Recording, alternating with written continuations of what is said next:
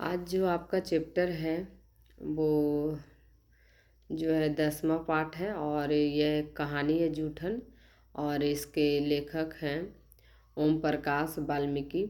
और यह जो कहानी है खुद उनका लिखा हुआ तो है ही, उनका खुद का आत्मकथा है। बचपन में बाल काल में जो उनके साथ बीता है उसे स्मरण करके उन्होंने लिखा है। वह एक दलित परिवार से आते हैं जिसे रविदास या चमार कहा जाता है। तो वो अपने बचपन की यादों को इस कहानी में लिखा है।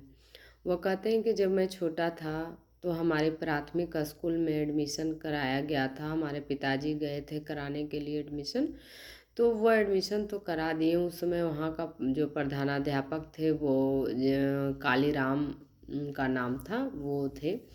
तो एडमिशन जब कराया गया तो शुरू में ही उनसे नाम इस तरह से पूछा गया, है ना, ओम प्रकाश वाल्मीकि से, कि जैसे लगता है कोई शेर दहाड़ रहा हो गुस्से के साथ, एकदम बच्चा जिससे डर जाए।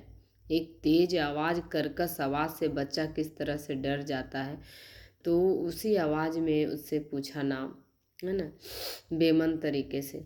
तो वो उसमें है जो अपना नाम ये बताते हैं। लेकिन शुरुआत में फर्स्ट दिन ही उसे झाड़ू पोछा लगाने के लिए, झाड़ू लगाने के लिए कह दिया गया। दूसरे दिन भी वो झाड़ू लगा रहे हैं, है ना। तो कहने का मतलब यह था कि यह झाड़ू भी कैसा झाड़ू था कि वो शीशम का जो टहनी होता है उससे झाड़ू लगाया गया था। और बहुत ही बड़ा फील्ड, उनके उम्र के अनुसार से इतना बड़ा फील्ड में वो झाड़ू अकेले वो पूरा दिए। एक बहुत मतलब उम्र के अनुसार से बहुत ज़्यादा था वो काम भी, लेकिन फिर भी उन्होंने किया। और तीसरे दिन वो एक कोने में दुबक के बैठे हुए थे, है ना, वो झाड़ू देकर, है ना, तो दुबक कर बैठे हुए थे। उसी समय ये काली राम नाम के जो प्रधानाध्यापक थे वो उठते हैं और उसे कि उनको ये लगा कि ये कक्षा में पढ़ रहा है या बैठा हुआ है। उनके मन में जो भी प्रश्न आए होंगे, तो वो उसके गर्दन को पकड़ के, है ना, वाल्मीकि जी के गर्दन को पकड़ के सीधे घसीटते हुए बरामदे में ला पटका काफ़ी जोर से। और फिर वो झाड़ू शायद लगाएं या फिर कोई झाड़ू लगा चुके थे, इसका ये नहीं पूरा वर्णन है। तो और दूसरे दिन फिर वो झाड़ू जब दे रहे थे तब उनके पिताजी देख लेते हैं, तो आते हैं और वो सारी घटनाओं को वो खुद देखे थे। तो वो काफ़ी है जो मतलब बकझक होता है हेडमास्टर और उनके पिताजी के बीच। फिर वो किसी तरह पढ़ते हैं, आगे पढ़ाई जारी रखते हैं। साथ में वो अपने घर के परिवार के सदस्यों के बारे में वो बोलते हैं कि हमारे घर में हमारे पिता माता के साथ साथ एक बड़ी बहन थी, एक भाभी थी और दो भाई थे, है ना। और एक मैं था, यानी तीन भाई थे। तीन भाई में सबसे छोटा थे वाल्मीकि जी। तो वो बोलते हैं कि यह जो है हम लोग का जो काम था, वो माता पिता ये माँ ये सब जो है घर की दिन भर के काम जो है वो करने के बाद भी जो काम बच जाता था उसके बाद भी वो दूसरों 10 घरों में जाके झाड़ू पोछा बर्तन किया करते थे। साथ में दो भाई जो थे और पिताजी ये सब जो हैं बड़े जो घर के मालिक लोग रहते थे उनके घर में जाके काम करते थे।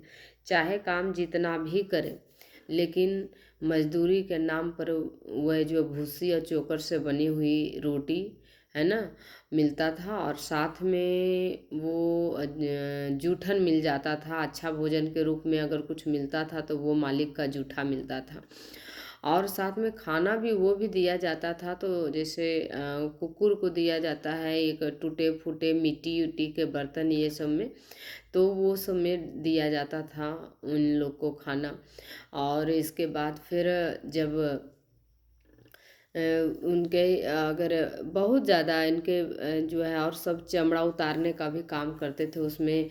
इनको बोला गया कि इनके एक दिन जो चचा के साथ ये भी बैल का चमड़ा इनको उतारने के लिए भेजा गया उनके साथ। तो वो जो चमड़ा का गट्ठर होता है वो बांधे ये आ रहे थे लेके। तो इनके जो जितना जितना केजी वजन था वाल्मीकि जी का, उससे भी ज़्यादा वजन वो जो है चमड़े का था, गाठर का। तो वो और पूरा कपड़ा सर से लेके पाँव तक ये खून ही खून एकदम लगे हुए थे। तो ये दृश्य देख कर इनकी माँ रो पड़ी थी, है ना।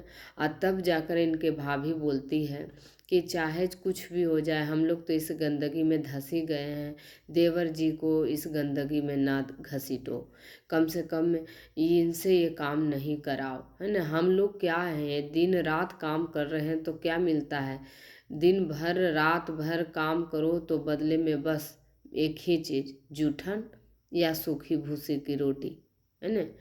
तो ऐसे स्थिति में इस काम में इसे मत घसीटो, कितनों भी करते हैं हम लोग तो 2 वक्त की रोटी भी नहीं हम लोग को नसीब हो पाता है। तो इन्हें पढ़ने दो, ये काम इनसे ना कराओ, ये रोते हुए बोले। ये बात को है जो लेखक का मन मतलब छू गया और वो लगातार पढ़ते गए। समय बीतता गया, लेखक डिग्रियों पे डिग्रियां लेते गए, प्रोफेसर बने और एक बहुत ही अच्छे साहित्यकार बने।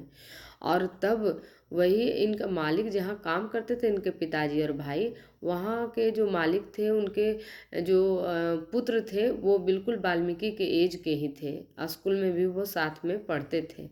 लेकिन वो मालिक का कहीं बेटा, उस समय की स्थिति तो हम आपको बता ही दिए कि क्या क्या होता था। तो अब स्थिति बिल्कुल विपरीत थी।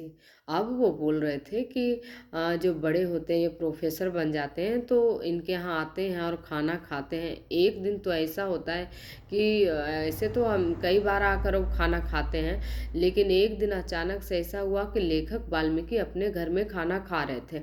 अचानक से वही मालिक का जो पुत्र आता है, जिसका जूठन प्रसादी के स्वरूप इन लोग खाते थे, है ना, नसीब समझते थे कि मिल गया आज अच्छा भोजन के रूप में जूठन।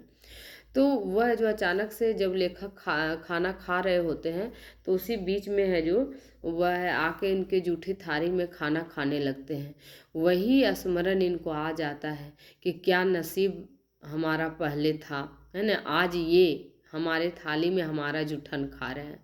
और ये बोलते हुए बहुत चाव से खा रहे हैं कि भाभी के हाथों में जादू है, पता नहीं हमारे घर में खाना कैसे बनता है, उसमें ये स्वाद होता ही नहीं, पर भाभी पता नहीं खाना कैसे बनाती है कि इनके हाथों में जादू है।